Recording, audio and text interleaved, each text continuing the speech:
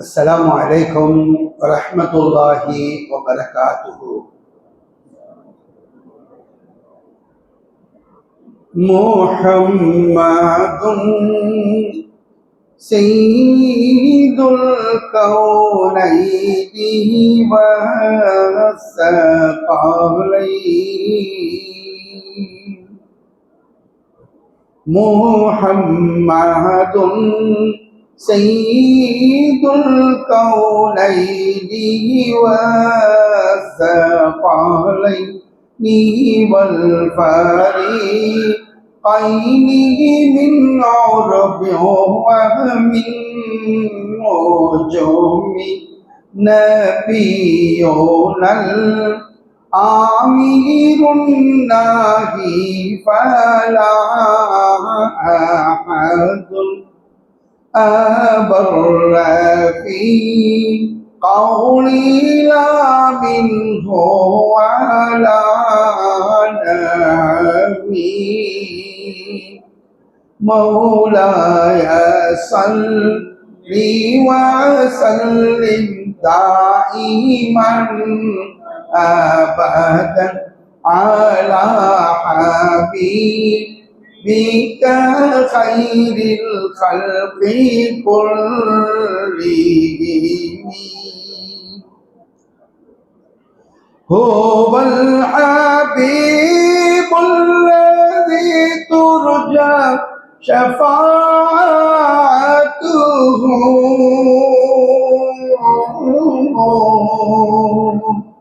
هو الحبيب الذي ترجى شفاعته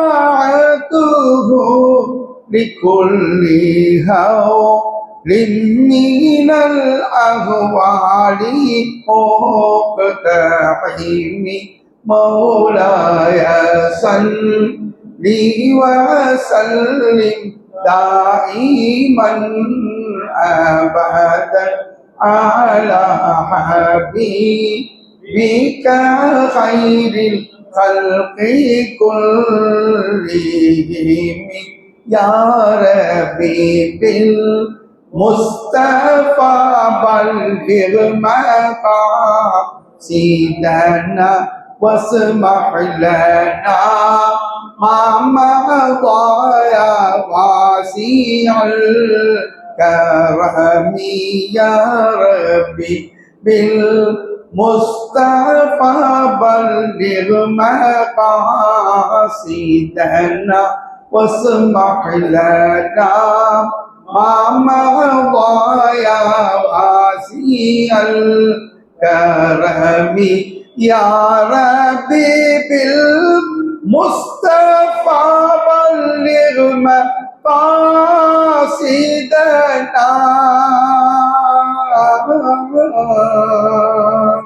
يا ربي بالمصطفى بلغ مقاصدنا واسمح لنا ما مضى يا واسع الكرم. مولاي صل وسلم دائما أبدا على حبيبك خير الخلق كلهم.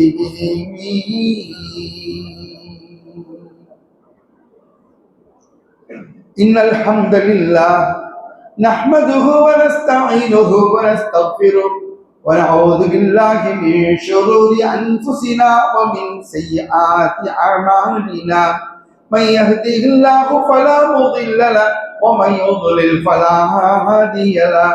وأشهد أن لا إله إلا الله وحده لا شريك له وأشهد أن سيدنا ونبينا ومولانا محمدا عبده ورسوله أرسله بالحق بشيرا ونذيرا. صلى الله على سيدنا محمد وعلى آله وصحبه وبارك وسلم. أما بعد فأعوذ بالله من الشيطان الرجيم. بسم الله الرحمن الرحيم يا أيها الذين آمنوا اتقوا الله حق تقاته ولا تموتن إلا وأنتم مسلمون يا أيها الناس اتقوا ربكم الذي خلقكم من نفس واحدة وخلق منها زوجها وبث منهما رجالا كثيرا ونساء واتقوا الله الذي تساءلون به والأرحام إن الله كان عليكم رقيبا يا أيها الذين آمنوا اتقوا الله وقولوا قولا سديدا يصلح لكم أعمالكم ويغفر لكم ذنوبكم ومن يطع الله ورسوله فقد فاز فوزا عظيما إن الله وملائكته يصلون على النبي يا أيها الذين آمنوا صلوا عليه وسلموا تسليما اللهم صل على سيدنا ونبينا محمد وعلى آل سيدنا ونبينا محمد. எல்லாம் வல்ல அல்லாஹுவின் நல்லடியார்களே, சங்கைக்குரிய உலமா பெருமக்களே, கண்ணியத்திற்குரிய இந்த பள்ளிவாசலின் நிர்வாக பெருமக்களே, ஜமாத்தார்களே, கண்ணியத்திற்கும் மரியாதைக்கும் உரிய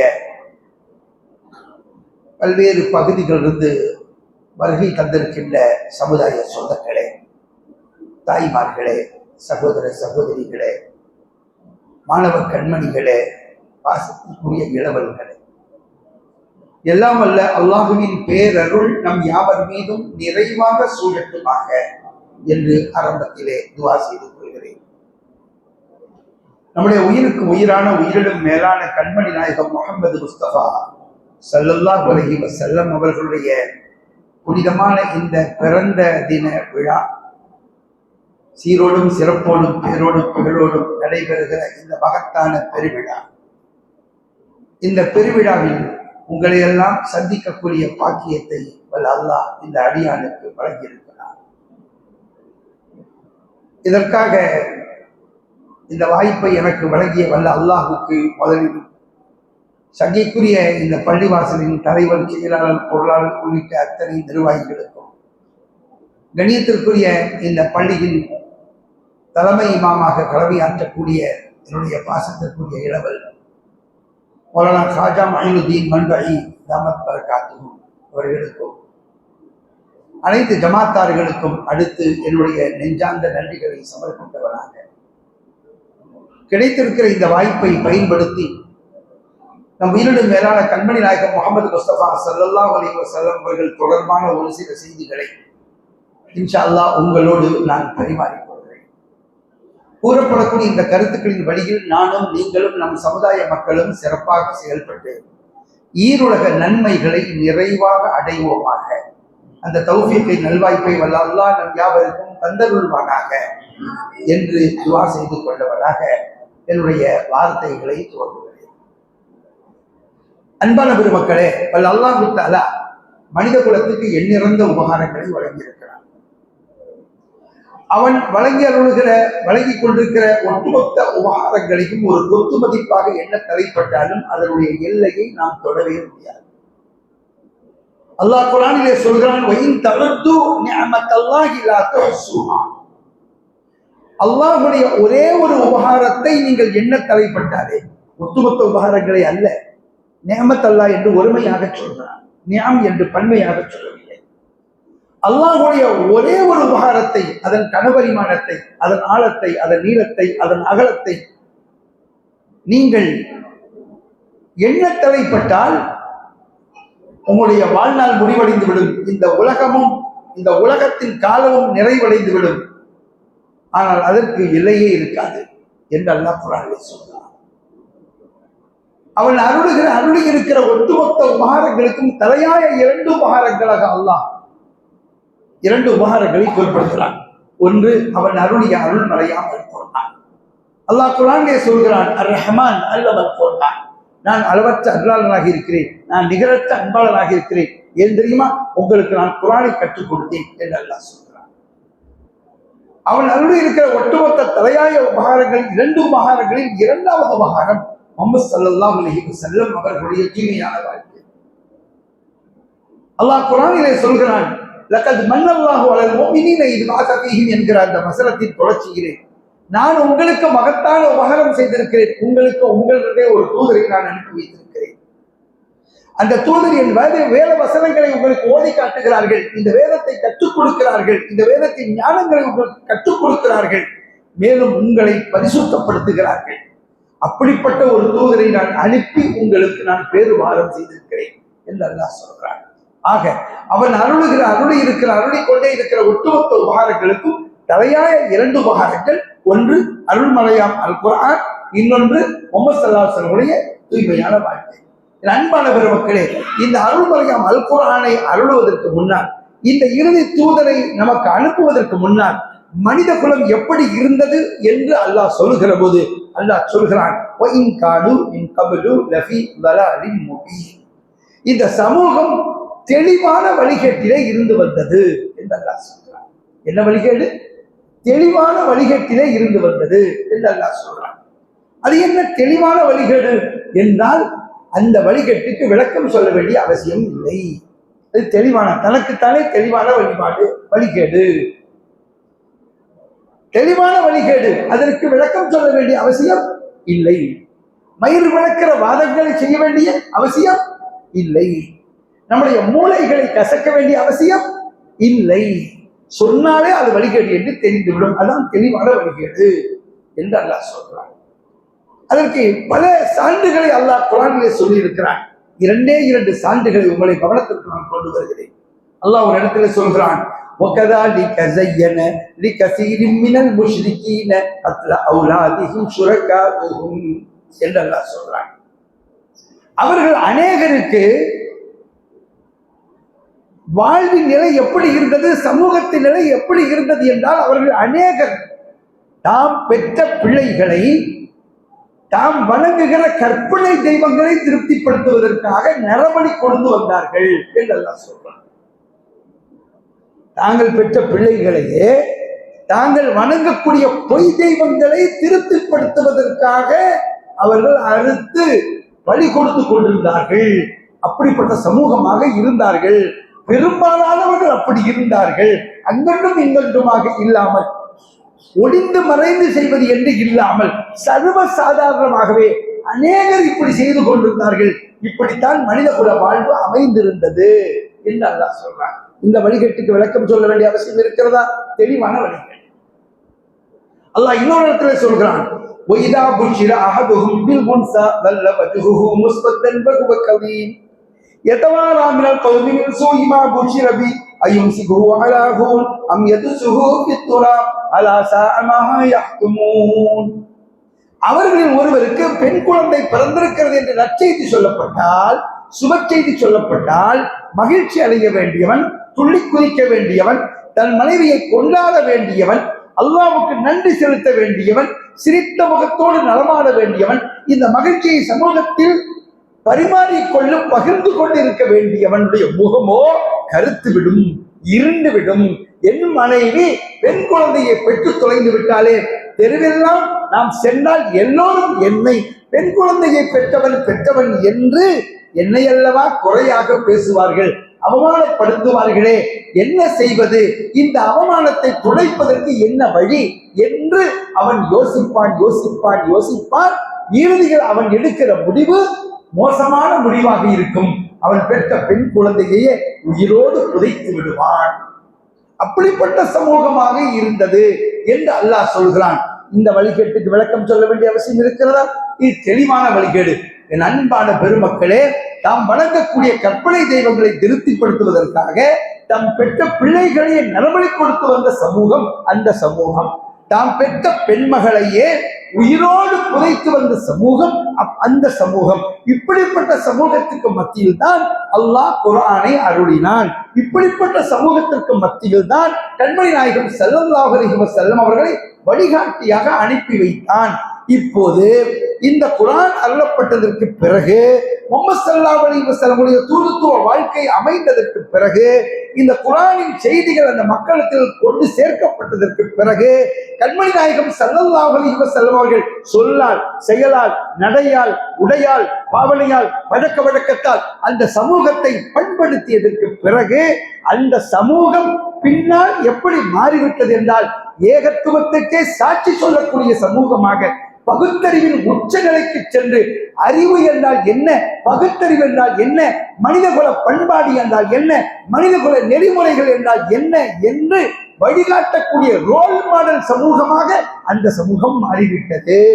தாம் பெற்ற பெண் குழந்தையை உயிரோடு புதைத்து வந்த சமூகம் அடுத்தவர்களுடைய அனாதை பிள்ளைகளை நான் வளர்ப்பேன் என்று போட்டி போடக்கூடிய சமூகமாக அந்த சமூகம் மாறிவிட்டது. அல்லாஹ் அதனால் தான் சொல்கிறான், வல்ல அல்லாஹ் நான் உங்களுக்கு மகத்தான உபகாரங்கள் வழங்கியிருக்கிறேன், தலையாய 2 உபகாரங்களை வழங்கியிருக்கிறேன். அந்த 2 உபகாரங்களில் ஒன்று அருள்மறையாம் அல் குர்ஆன், இன்னொன்று முஹம்மது ஸல்லல்லாஹு அலைஹி வஸல்லம் அவர்களுடைய தூய்மையான வாழ்க்கை. அன்பான பெருமக்களே, இந்த செய்தியை உலகத்துக்கு அல்லாஹ் எடுத்துச் சொல்வதற்காக அல்லாஹ்வே 2 மாநாடுகள் நடத்தினான். அவனை எத்தனையோ மாநாடுகள் நடத்துகிறோம். நாம் நடத்துகிற மாநாடுகளுடைய தன்மை வேறு. படைத்த இறைவனே நடத்தக்கூடிய மாநாடு எப்படி இருக்கும்? அல்லாஹ் அக்பர். அல்லாஹ் ஒரு இடத்திலே சொல்கிறான், وَإِذْ أَخَذَ رَبُّكَ مِنْ بَنِي آدَمَ مِنْ ظُهُورِهِمْ وَذُرِّيَّتِهِمْ وَأَشْهَدَهُمْ عَلَى أَنفُسِهِمْ وَإِذْ أَخَذَ رَبُّكَ مِنْ بَنِي آدَمَ مِنْ ظُهُورِهِمْ ذُرِّيَّتَهُمْ وَأَشْهَدَهُمْ أَنفُسَهُمْ أَلَسْتُ بِرَبِّكُمْ قَالُوا بَلَى. அல்லாஹ் குர்ஆனிலே சொல்றான், அவன் நடத்திய மாநாடு, முதல் மாநாடு, அவன் நடத்திய மாநாடு ஏகத்துவ மாநாடு, தௌஹீத் மாநாடு, ஏகத்துவ மாநாடு அவனே நடத்தினான். ஆக தான் ஒருவன், தான் தனித்தவன், தான் இணை துணை இல்லாதவன், தான் சர்வசக்தன், தான் நித்திய ஜீவன், இந்த ஒட்டுமொத்த உலகத்தையும் படைத்து பரிபாலித்து பக்குவப்படுத்தி போஷித்து முழுமை பெறச் செய்யக்கூடிய எல்லாம் வல்ல இறைவன் நான் ஒருவனே என்று உலகத்துக்கு சான்று சொல்லும் முகமாக முதல் சாட்சியாளனாக அவனே இருந்து அந்த மாநாட்டை நடத்தினார். அந்த மாநாட்டின் போது ஆதம் நபி தொடுத்து கடைசியில் ஒருவர் பிறப்பாரே, மனித குலத்தில் அத்தனை பேருடைய ஆன்மாக்களும் ரூஹுகளும் ஒன்று கூடி அல்லாஹ் அமரச் செய்து அந்த ரூஹுகளுக்கு அல்லாஹ் பேசினான், அலஸ்து பிரப்பிக்கும், நான் உங்களை படைத்து பரிபாலித்து பக்குவப்படுத்தி போஷித்து முழுமை பெறச் செய்யக்கூடிய ரப்பாக இல்லையா என்று அல்லாஹ் கேட்ட போது நாம் அத்தனை பேரும் சொன்னோமா, பலா, ஆம், நீதான் என்னுடைய இறைவன், ஒரே இறைவன் என்று நாம் சாட்சி சொன்னோம் என்று அல்லாஹ் குர்ஆனிலே சொல்கிறார். இது அல்லாஹ் நடத்திய அந்த ஏகத்துவ மாநாடு. அல்லாஹு அக்பர், அல்லாஹு அக்பர். அதற்கு பிறகு அல்லாஹ் இன்னொரு மாநாட்டை நடத்தினான். எப்போது நடத்தினான் என்றால், அந்த மாநாட்டை அல்லாஹ் எப்போது நடத்தினான் என்றால், இறுதி தூதர் முஹம்மது ஸல்லல்லாஹு அலைஹி வஸல்லம் அவர்கள் இந்த உலகத்தில் தோன்றுவதற்கு முன்னால் எத்தனை நபிமார்கள் ஆதம் நபி தொடுத்து ஈசா நபி வரை எத்தனை இறை தூதர்கள் வந்தார்களோ அத்தனை இறை தூதர்களையும் ஒன்றாக கூட்டி நபிமார்கள் மாநாட்டை அல்லாஹ் நடத்தினார். அந்த மாநாட்டிலே ஆதம் நபி தொடுத்து ஈசா நபி வரையிலும் இருக்கிற அத்தனை நபிமார்களும் பங்கேற்றார்கள். அந்த மாநாட்டில், அந்த தூதுத்துவ மாநாட்டில் யாரை அல்லாஹ் சிறப்பித்து சொன்னான் என்றால், என் தூதர்களே, நபிமார்களே, ரசூல்களே, மனித குலத்துக்கு செய்திகளை சொல்வதற்கு என்னால் தேர்வு செய்யப்பட்டவர்களே, அதற்காக பாடுபடக்கூடியவர்களே, உழைப்பவர்களே, உங்களுக்கு நான் சொல்கிறேன், நான் உங்களுக்கு என்னென்ன செய்திகளை எல்லாம் வழங்கினேனோ அவற்றையெல்லாம் நீங்கள் வழங்கிக் கொண்டே, மனித சமூகத்துக்கு வழங்கிக் கொண்டே இருக்கிறீர்களே. அப்படிப்பட்ட நிலையில் நீங்கள் ஒரு தூதராக அமைந்து அந்த செய்தியை சொல்லிக் கொண்டிருக்கிற அந்த காலகட்டத்தில் இன்னொரு தூதர், அவரை நான் அனுப்பி வைத்து விடுவேன்.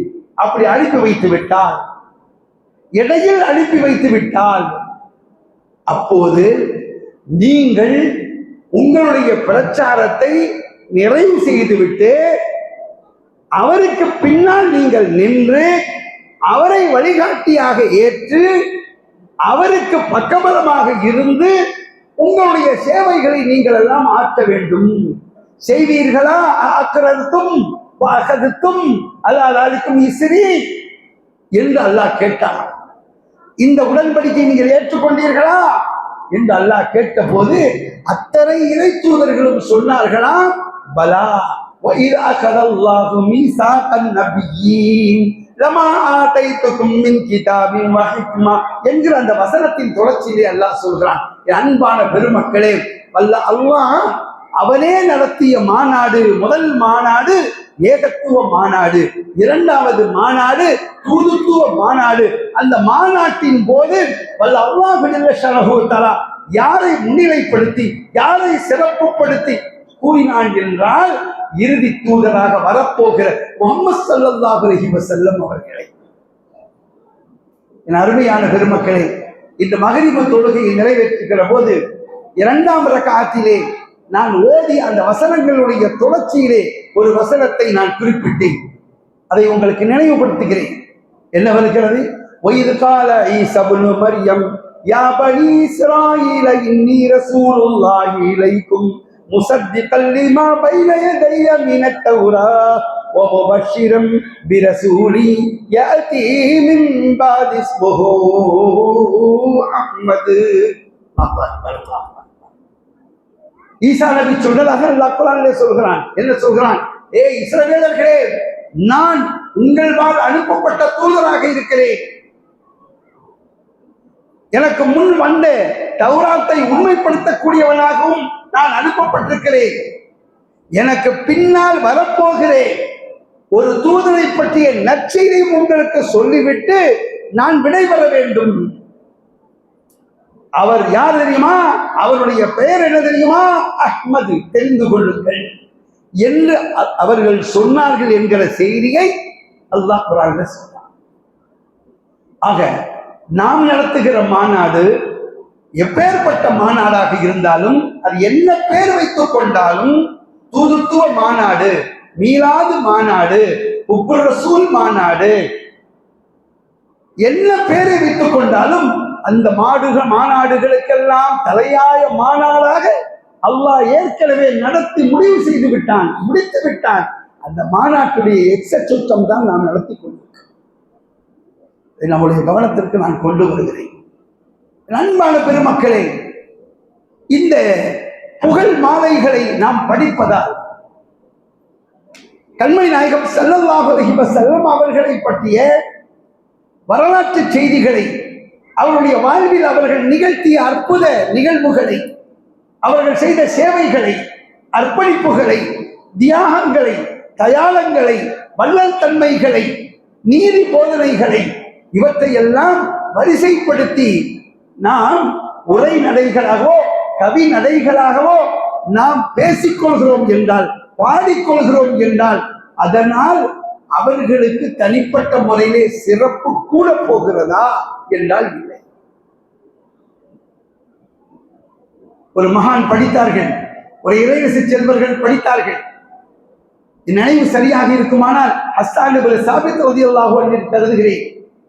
மா இன் மதஹது முஹம்மதன் பிமகாலதி வலாக்கின் மதஹது மகாலதி பிமுஹம்மதி. என்ன சொல்கிறார்கள் என்றால், என்னுடைய வார்த்தைகளால், என்னுடைய சொற்றொடர்களால் முஹம்மது ஸல்லல்லாஹு அலைஹி வஸல்லம் அவர்களை நான் புகழ்ந்து விடுகிறேன் என்றால் இல்லை. மாறாக முஹம்மது ஸல்லல்லாஹு அலைஹி வஸல்லம் அவர்களை புகழ்வதால், அந்த வார்த்தைகளால் எனது வார்த்தைகளுக்கு நான் புகழ் சேர்த்துக் கொள்கிறேன். அல்லாஹ் குர்ஆன்ல சொல்றான், அலம் நஷ்ரஹ் லக ஸத்ரக் வ வதஅனா அன்க விஸ்ரக் அல்லதி அன்கத தக்ரக். அடுத்து வரஃபஅனாஹா லக திக்ரக். அல்லாஹ் அக்பர். அல்லாஹ் என்ன சொல்றான்? தூதரே, உங்கள் நெஞ்சத்தை நாம் விரிவடைய செய்யவில்லையா? அலம் நஷ்ரஹ் லக ஸத்ரக்,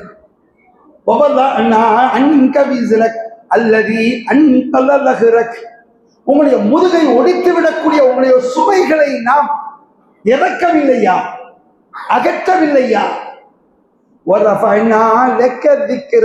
உங்களுடைய புகழை உங்களுக்காக நாம் உயர்த்தவில்லையா?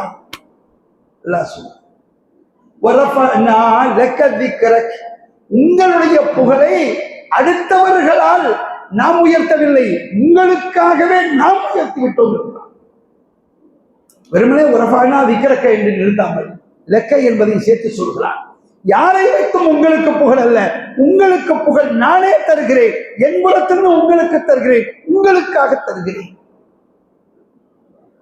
அன்பான பெருமக்களே, அதனால் நாம் ஒன்றை புரிந்து கொள்ள வேண்டும்.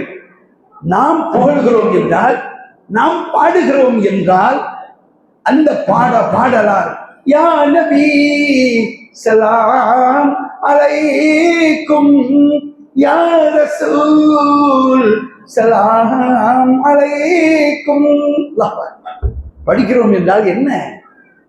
அந்த பாட்டை படிக்கிற போது நாம் மட்டும் படிக்க கூடாது, நம்முடைய சிந்தை படிக்க வேண்டும், நம்முடைய உள்ளம் படிக்க வேண்டும், நம்முடைய ஆன்மா படிக்க வேண்டும், நம்முடைய உணர்வு படிக்க வேண்டும். அதிலே ஒன்றித்து போகிற காரணத்தால், அந்த பாடலால், அந்த பரவசத்தால், அவர்கள் மீது நாம் கொள்கிற அன்பால், பாசத்தால், அவர்கள் மீது கொள்கிற கண்ணியத்தால், மதிப்பால் நமக்கு நாம் புகழ் சேர்த்துக் கொள்கிறோம். இதைத்தான் அல்லாஹ் சொல்கிறான். உங்களை கவனத்திற்கு கொண்டு வருகிறேன். அல்லாஹ் குர்ஆனிலே அழைக்கும் போது 2 வகையாக அழைத்திருக்கிறார். அழைப்பு யா என்றால் அழைப்பு. 2ஆக புரிந்திருக்கும். குர்ஆனை புரட்டி பார்த்தால் தெரியும் உங்களுக்கு. சில இடங்களில் பார்த்தால் யா அய்யுஹன்னாஸ், யா அய்யுஹன்னாஸ், யா அய்யுஹன்னாஸ் என்று இப்படி அழைத்துக் கொண்டே இருப்பார். இன்னும் சில இடங்களை பார்க்கலாம், யா அய்யுஹல்லதீன ஆமனு, யா அய்யுஹல்லதீன ஆமனு, யா அய்யுஹல்லதீன ஆமனு என்று நிறைய 60க்கு மேற்பட்ட இடங்களே ஈமான் கொண்டவர்களே, என்னை விசுவாசித்தவர்களே, என்னை விசுவாசித்தவர்களே என்று குர்ஆனிலே 60க்கு மேற்பட்ட இடங்களே அழைத்திருப்பான். அந்த வசனத்தின் தொடர்ச்சியை துவக்கமே அப்படித்தான் இருக்கும். ஆனால் ஒரே ஒரு வசனத்தில் மட்டும் யா அய்யுஹல்லதீன ஆமனு, ஓ ஈமான் கொண்டவர்களே என்று அழைப்பதற்கு முன்னால் அல்லாஹ் ஒரு குறிப்பிட்ட வாசகத்தை சொல்வான். அதுதான் நான் ஆரம்பத்தில் ஓதினேன். என்ன வசனம்?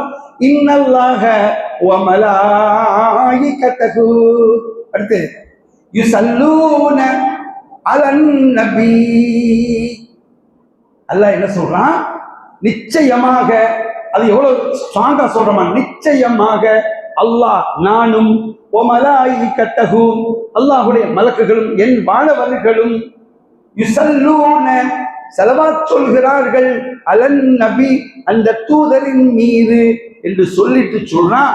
யா அய்யுஹல்லதீன ஆமனு, ஓ ஈமான் கொண்டவர்களே, ஸல்லு அலைஹி வ ஸல்லிமு தஸ்லீமா, நீங்களும் ஸலவாத் சொல்லுங்கள், நீங்களும் சலாம் சொல்லுங்கள். நீங்கள் ஸலவாத் சொல்லுகிறீர்களோ இல்லையோ, நீங்கள் சலாம் சொல்லுகிறீர்களோ இல்லையோ, நான் சொல்லி முடித்து விட்டேன், என் மலக்குகள் ஸலவாத் சொல்லி முடித்து விட்டார்கள் என்று அல்லாஹ் தஆலா சொல்கிறான் என்றால் புரிந்து கொள்ளுங்கள். நாம் சொல்கிற ஸலவாத்தால் நமக்கு புகழ் சேர்த்துக் கொள்கிறோம், நாம் சொல்கிற சலாமால் நமக்கு புகழ் சேர்த்துக் கொள்கிறோம். இதுதான் நாம் கவனிக்க வேண்டிய விஷயம். அன்பான பெருமக்களே, ஒரு நபி தோழர் வந்தார்கள். அல்லாஹ்வின் திருத்தூதரிடத்திலே வந்து கேட்டார்கள், யா ரசூலல்லாஹ், அல்லாஹ்வின் திருத்தூதர் அவர்களே, மத்தஸ்ஸா என்று கேட்டார்கள். என்ன கேள்வி? மத்தஸ்ஸா என்று கேட்டார்கள். கியாமத் நாள் எப்போது வரும் என்று கேட்டார். அது வித்தியாசமான கேள்வி. பார்த்தீங்களா? நம்ம வேற வேற மேட்டர்களை கேட்டுட்டு இருப்போம். என் வீட்டு சரியில்லை, குடும்பம் சரியில்லை, தொழில் சரியில்லை, வருமானம் சரியில்லை, அது பிறகு என்னுடைய உடல்நிலை அது சரியில்லை, அது இல்லை, இந்த மாதிரி உலக சம்பந்தமான மேட்டர்களா ஒரு லிஸ்ட் போட்டு அடுக்கிக்கிட்டு நம்ம கேட்டுக்கிட்டு இருப்போம் இல்லையா? ஆனா அந்த தூதர், அந்த தோழர் வந்து கேட்கறது என்ன கேட்கிறார்கள்? மதசா, கியாமத் நாள் எப்போது வரும் அப்படின்னு கேட்கிறார். அல்லாஹ்வின் திருத்தூதர் அந்த தோழரை பார்த்து அவர்கள் ஒரு கேள்வி கேட்டார்கள். கேள்வி கேட்டது யாரு? சஹாபி. இப்ப ரசூலுல்லாஹ் அவர்கிட்ட கேள்வி கேட்கிறாங்க. என்ன கேட்கிறாங்க? மா அஅதத்தலஹா, என்ன கேட்டார்கள்? மா அஅதத்தலஹா. இருக்கட்டும், கியாமத் நாளுன்னு சொல்றீல, வந்துருச்சு, போயிடுவீங்க, அதுக்கு நீங்க என்னத்தை ரெடி பண்ணி வச்சிருக்கீங்க அதை சொல்லுங்க. அந்த தோழர் என்ன சொன்னாங்க தெரியுமா?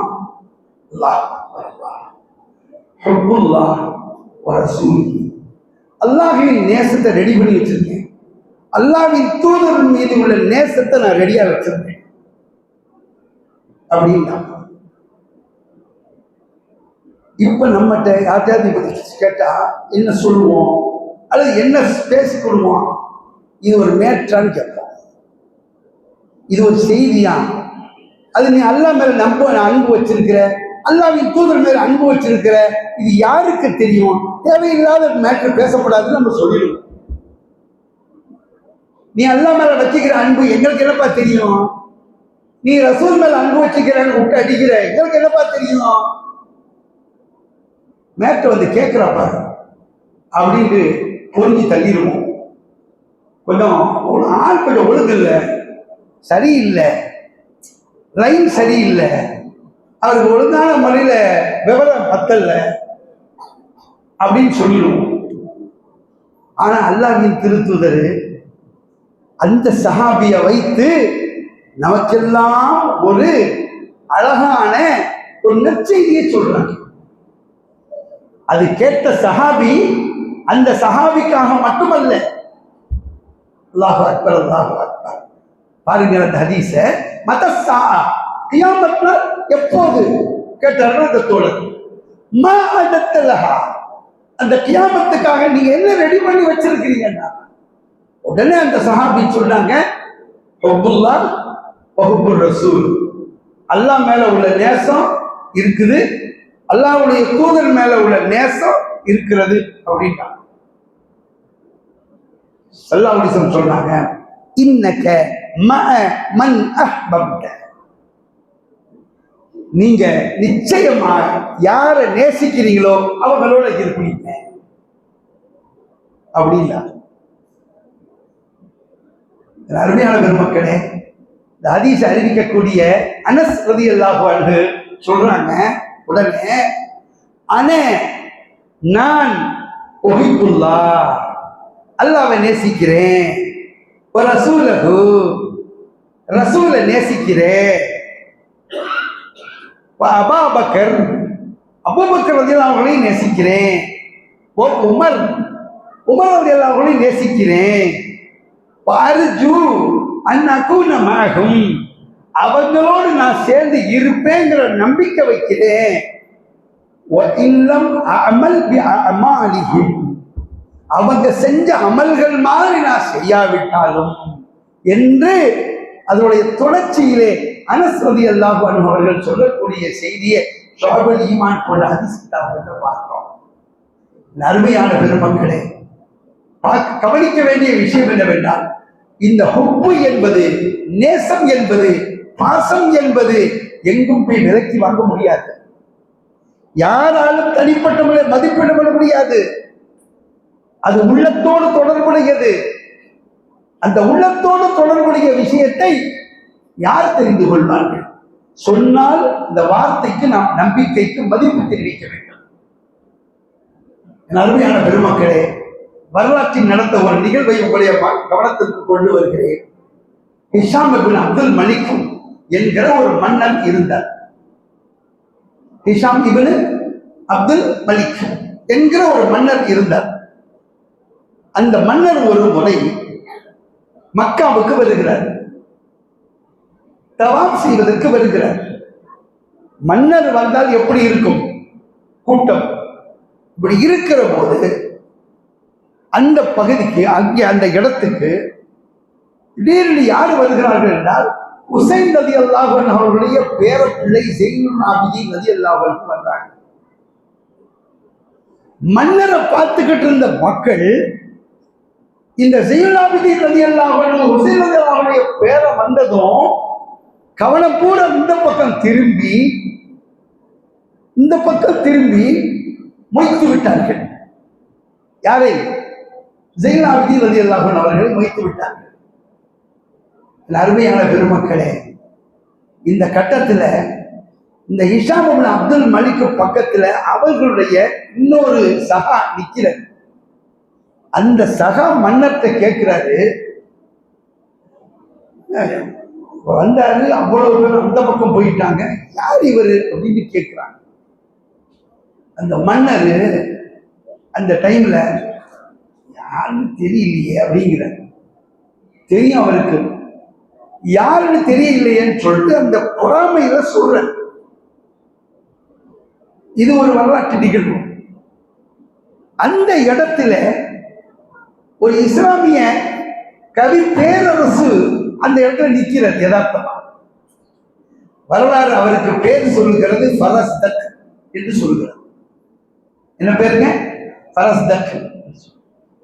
அந்த ஃபரஸ்தக்கு காதலை இது விழுது. விழுந்த உடனே அவருக்கு இத பொறுக்க முடியல. உடனே அவர் என்ன செய்து விட்டாரு, அவருக்கு அல்லாஹ் தஆலா கொடுத்திருக்கிற அந்த கவி புலமை இருக்கிறது, அது பொங்கி வழிந்த அந்த கட்டத்துல ஹாதல்லதி தாரிஃபுல் பத்ஹாஉ பரத் அத்தஹு வல் பைத்து யாரிஃபுஹு வல் ஹில்லு வல் ஹரமு ஹாதா புனு கைரி பாதில்லாஹி குல்லிஹிமி ஹாதா தகி யுன்னகியு தாஹிருல் அலமு மின் மஷரின் ஹுப்புஹும் தீனும் வ புகுதுஹும் குஃபுரும் வ குர்புஹும் தின்ப முகஸமு ஹாதா புனு ஃபாத்திமத இன் குன்த ஜாஹிலஹு பிஜதிஹி அம்பியாவுல்லாஹி தத்ஹுதிமு. படிக்க ஆரம்பிச்சிடுறார். இதோட அர்த்தம் என்ன தெரியுமா? மன்னா யாருன்னு தெரியலன்னு சொன்ன, யாரு தெரியுமா? இந்த மக்கத்து மண்ணின் பொடிக்கற்கள்கிட்ட கேட்டுப்பார், தன்னை மிதித்து செல்லக்கூடியவர் யார் என்று அது பேசும். இந்த காபாவிடத்தில் கேட்டுப்பார், இவர் யார் என்று சொல்லும். இந்த ஹரம் பகுதிகள் முழுக்க கேட்டுப்பார், அந்த ஹரம் பகுதி கூட உங்களிடத்தில் பேசும், இது யார், இவர் யார் என்று. ஹரமுக்கு வெளியில் இருக்கிற ஹில்லு பகுதி இருக்கிறதை அதற்கும் கேட்டுப்பார், இவர் யார் என்று சொல்லும். தெரியவில்லை நான் சொல்கிறாயா மன்னா, அல்லாஹ்வுடைய அடியார்களே மிகச் சிறந்தவருடைய வழித்தோன்றல் இவர் உள்ளம் சுத்தமானவர், உடல் சுத்தமானவர், சிந்தனையால் சுத்தமானவர், சமூகத்தால் பாரம்பரியத்தால் சுத்தமானவர். இவர் எந்த வாரிசு தெரியுமா? அந்த வாரிசு அவர் எந்த பாரம்பரியம் தெரியுமா? அந்த பாரம்பரியத்தை நேசிப்பது தீனுடைய மார்க்கப்பற்றின் அடையாளம். அந்த பாரம்பரியத்தை வெறுப்பது நிராகரிப்பின் அடையாளம். இவர்களோடு நெருக்கம் கொள்வது உன்னை வாழ்விக்கும், உன்னை பாதுகாக்கும். அதான் மன்னா, இன்னும் தெரியவில்லையா உனக்கு? இன்னும் யார் என்று தெரியவில்லையா?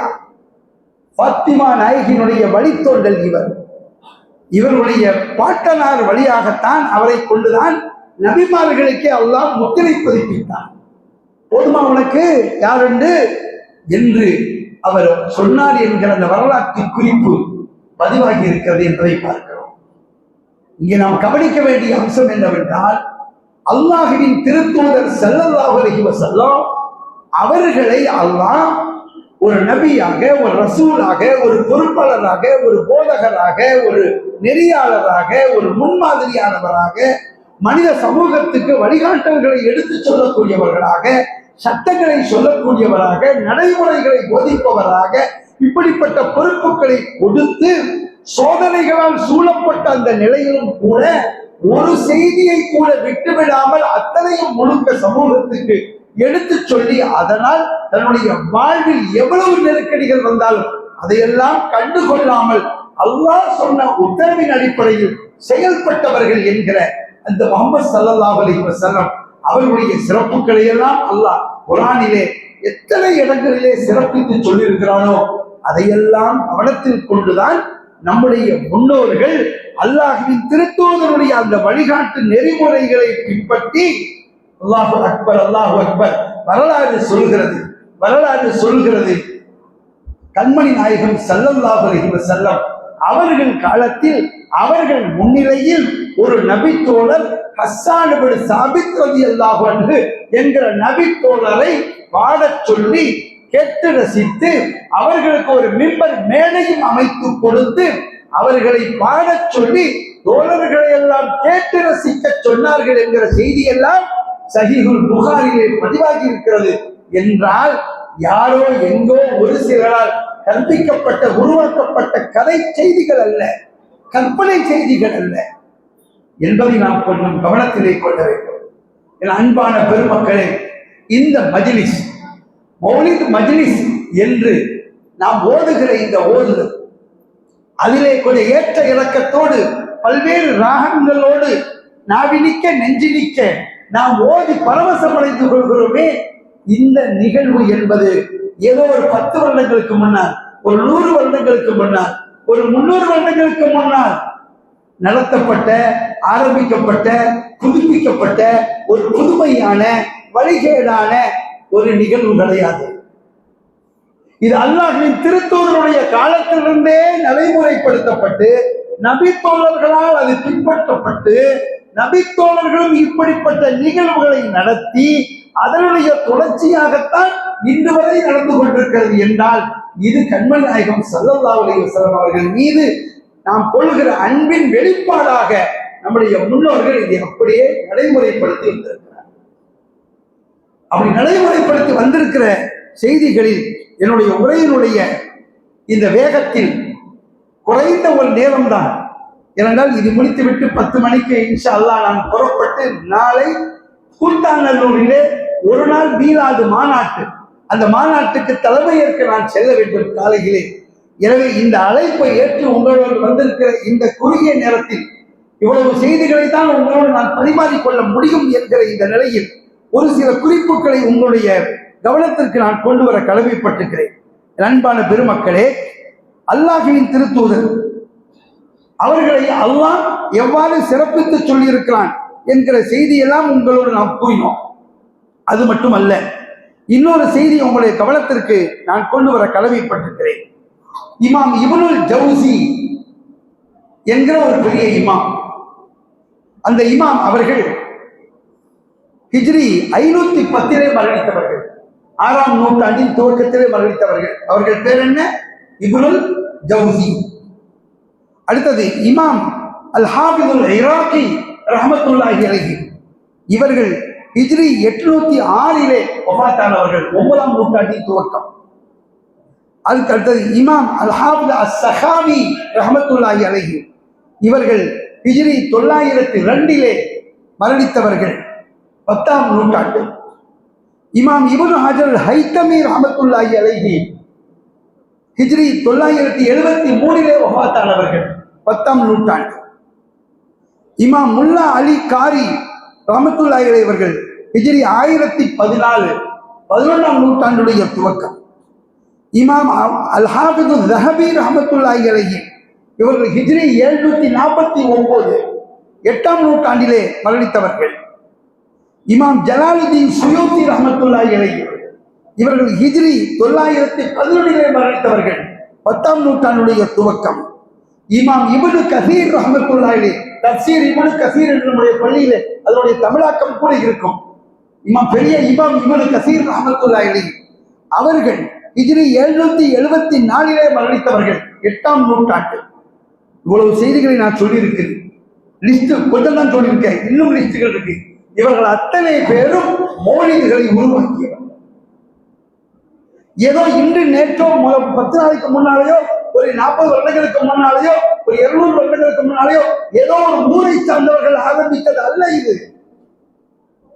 இது 400 நூற்றாண்டுகளுக்கு முன்னால், 500 ஆண்டுகளுக்கு முன்னால், 700 நூற்றாண்டுகளுக்கு முன்னால் அப்படிப்பட்ட அந்த காலகட்டத்திலே நடைமுறைப்படுத்தப்பட்டு ஓதப்பட்டு வந்து வழி வழியாக அது பின்பற்றப்பட்டு அது இன்று நம்மோட மத்தியில் ஓதப்படுகிறது. இளைய சமுதாயத்துக்கு அந்த செய்திகள் ஒழுங்காக சொல்லப்படாத காரணத்தால், அந்த வழியில் முறையாக அவர்கள் கற்பிக்கப்படாத காரணத்தால், இந்த செய்தியினுடைய, இந்த புகழுடைய, இந்த மௌலிதினுடைய, இந்த புகழ் பாடலுடைய முக்கியத்துவம் குர்ஆனின் வழியிலே, சுன்னாவின் வழியிலே, சஹாபாக்கள் வழியிலே, இமாம்கள் வழியிலே, தாபீன்கள் வழியிலே நடைமுறைப்படுத்தப்பட்டு வந்திருக்கிறது என்பதை ஆரம்பத்திலேயே, பாலிய பருவத்திலேயே இது சொல்லப்படாத காரணத்தால், இந்த முறையிலே கற்பிக்கப்படாத காரணத்தால் தான் வளர்ந்திருக்கிற இளைஞர்களுக்கு ஏதோ இது ஒரு புதுமையான செய்தியாக தெரிகிறது. இது அங்கட்டும் இங்கட்டுமாக ஒரு சில மார்க்க அறிஞர்கள் கூடி இவர்களாக கற்பனை செய்து கொண்டு படிக்கிற பாடல் என்பதாக நினைக்கிற எண்ணம் உருவாக்கி இருக்கிறது. இதைத்தான் உங்களுடைய கவனத்திற்கு நான் கொண்டு வருகிறேன். ஆக நாம் சொல்ல வந்த செய்தி என்னவென்றால், அல்லாஹ் சிறப்பித்திருக்கிறான். அவனே நடத்திய மாநாடு, ஆன்மீக மாநாடு, உலகளாவிய மாநாடு, ஏகத்துவ மாநாடு, தூணுத்துவ மாநாடு. அல்லாஹ்வே குர்ஆனிலே புகழ்ந்திருக்கிற அந்த புகழ் வார்த்தைகள், அதை ஒட்டி சஹாபாக்கள் படித்த பாடல்கள், தாபீன்கள் படித்த பாடல்கள், அதனுடைய தொடர்ச்சியாக நடைபெற்று வரக்கூடிய இந்த மஜ்லிஸுகளை கட்டி காப்பது நம்முடைய கடமை. இதைத்தான் பள்ளிகளுடைய தலைவர்களுக்கும், நிர்வாகிகளுக்கும், பெருமக்களுக்கும், ஜமாத்தினுடைய முக்கியத்தவர்களுக்கும் நாம் சொல்லி வரக்கூடிய செய்தி என்னவென்றால், காலாகாலமாக, வாழையடி வாழையாக, தலைமுறை தலைமையாக நம்முடைய முன்னோர்கள் ஏதோ சொந்த லாபத்துக்காக அமைத்ததல்ல, அல்லாஹ்வின் மீது கொண்ட அன்பால், அல்லாஹ்வின் தூதர் மீது கொண்ட பாசத்தால் அவர்கள் அல்லாஹ்வின் தூதருடைய வழிகாட்டல்களை பெற்று அமைத்த அந்த பாடல்கள், அரபி பாடல்களோ, உருது பாடல்களோ, எல்லா பாடல்களாக இருக்கட்டும், அது தமிழ் பாடல்களோ, बेनूर बड़ी दीवा नगरी आजाद अगर तुम जाना, दीवा की गलियों से लौट के नाना, दीवा की चांदनी को दिल में उतार लेना, दीवा की चांदनी को दिल में उतार लेना, आका का नाम लेकर राजी गुजार लेना, प्यारे नबी के प्यारे प्यारे कदमों पर से जाना, दीपा की गलियों से लौट के नाना. அல்லாஹ் அக்பர், அல்லாஹ் அக்பர்.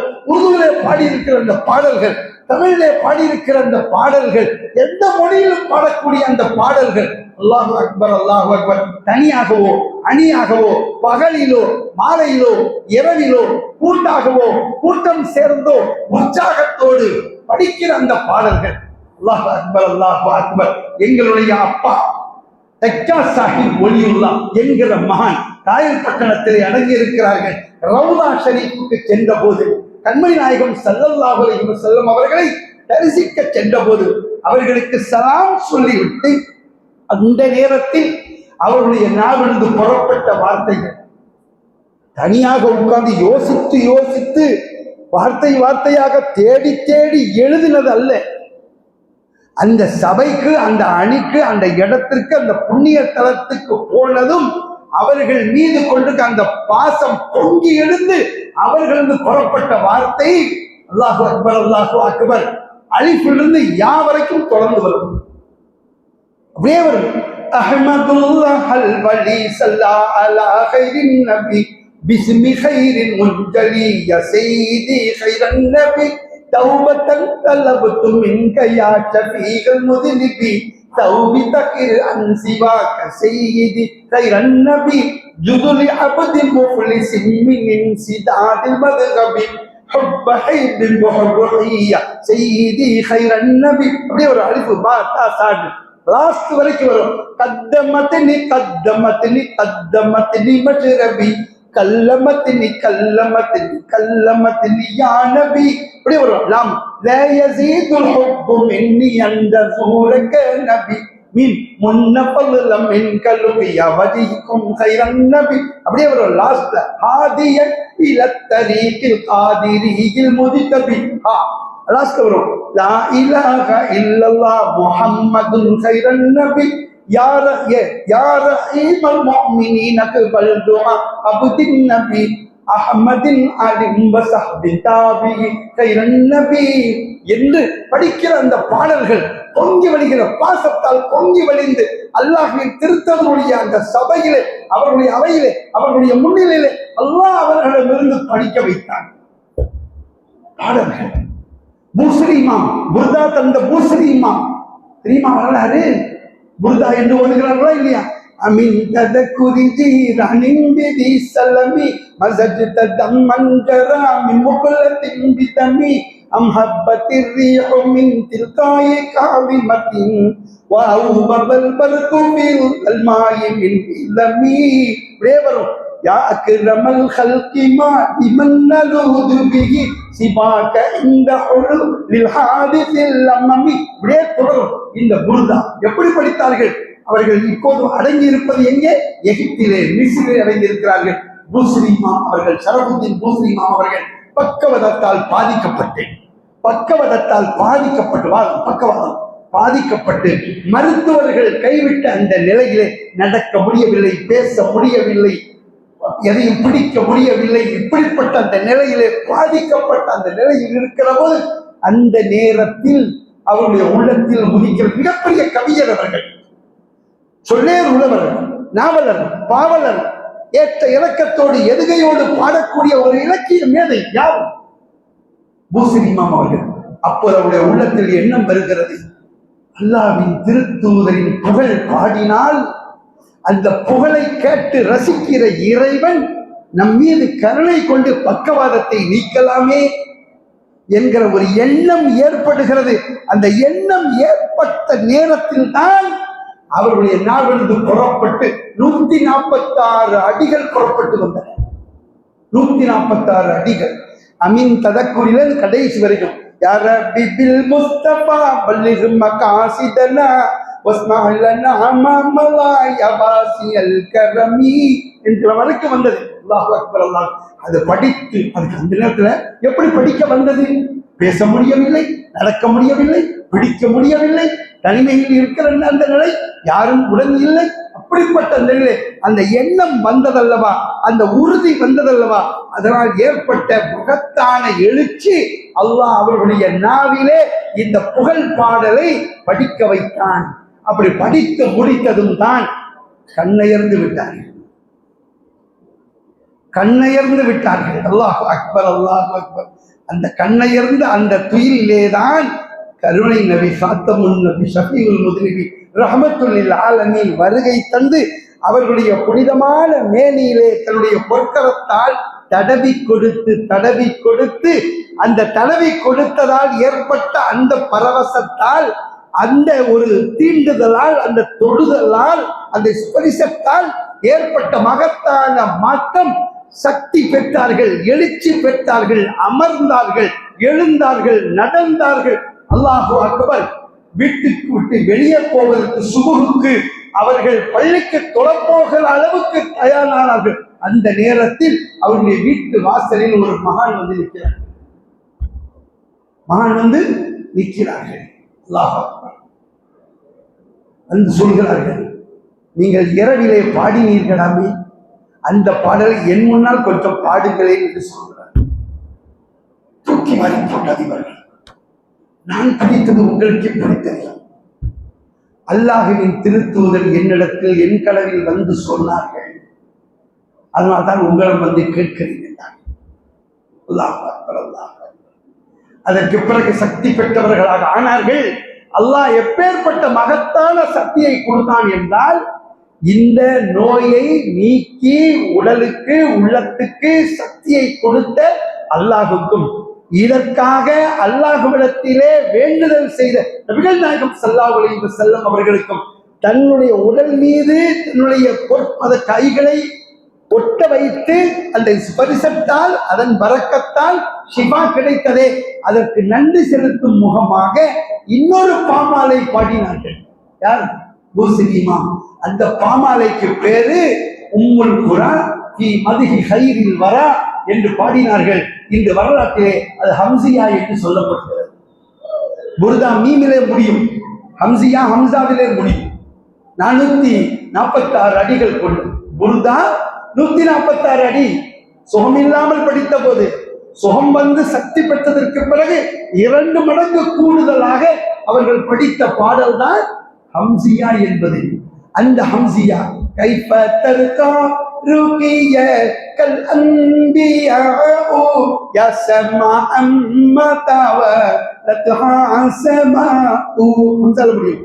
லம் யூசாபு கஃபியுலக وقد حدث منك دون بسناء لم يصابوك بأولاك وقد حدث منك دون بسناء عمرت فترة من رسول الله بشرت قوم حبيب கல் அம்பியா முடியும். இத்தனை அடிகள் 446 அடிகள் கொண்ட அந்த ஹம்சியாவை தந்தார்கள் என்றால் அல்லாஹு அக்பர் அல்லாஹு அக்பர்.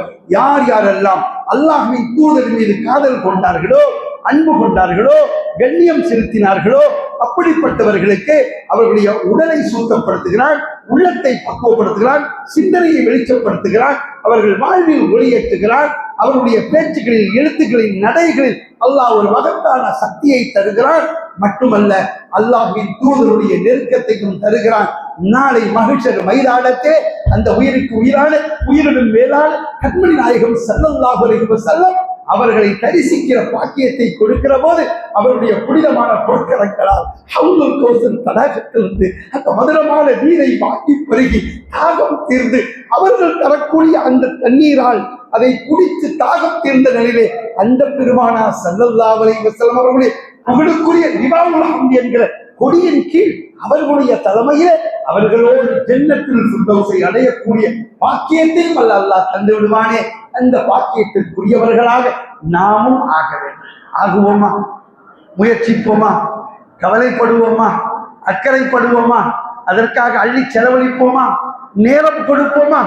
சத்தப்படி சொல்லுங்களேன்.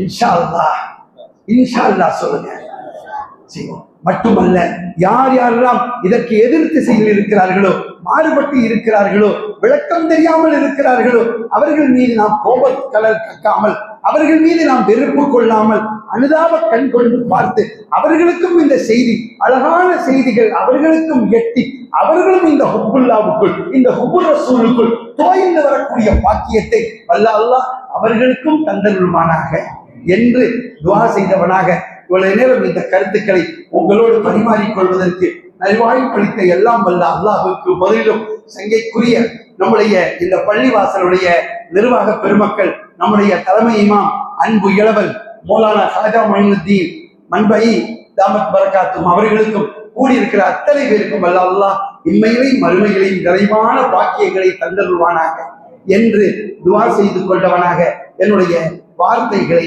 நிறைவு செய்து கொள்கிறேன். வாஹிரு தஅவானா அல்ஹம்துலில்லாஹி ரப்பில் ஆலமீன்.